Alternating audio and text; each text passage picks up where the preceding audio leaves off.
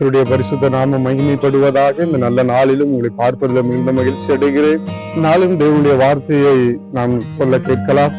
எரேமியா 2வது அதிகாரம் 6வது வசனம், என்னை விட்டு தூரப்பட்டு மாயையை பின்பற்றி வீணராய் போகிறதற்கு என்னிடத்தில் என்ன அநியாயத்தை கண்டார்கள் என்று கர்த்தருடைய வார்த்தை சொல்லுகிறது. பிரியமானவர்களே, கர்த்தரை விட்டு வழி விலகுகிற காரியங்கள், கர்த்தரை விட்டு தூரமாய் போகிற காரியங்கள் இந்த உலகத்துல நம்மை சுற்றிலும் நடந்து கொண்டிருக்கிறது.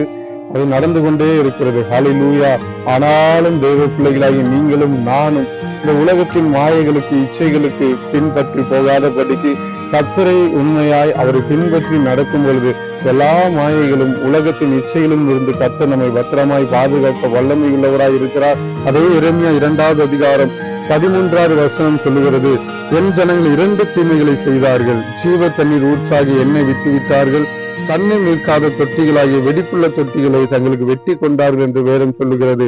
பிரியமானவர்களே, ஜீவ தண்ணீர் ஊற்றாகிய அவரே நாம் பற்றி கொள்ளுவோம். அவர் நிச்சயமாய் நம்மை ஆசீர்வதிப்பார். நிச்சயமாய் அவர் நம்மை விடுவிப்பார். ஹல்லேலூயா. இந்த வார்த்தைகளை விசுவாசிங்க. இந்த நாள்ல கர்த்தர் உங்களை ஆசீர்வதிப்பாராக. ஆமென்.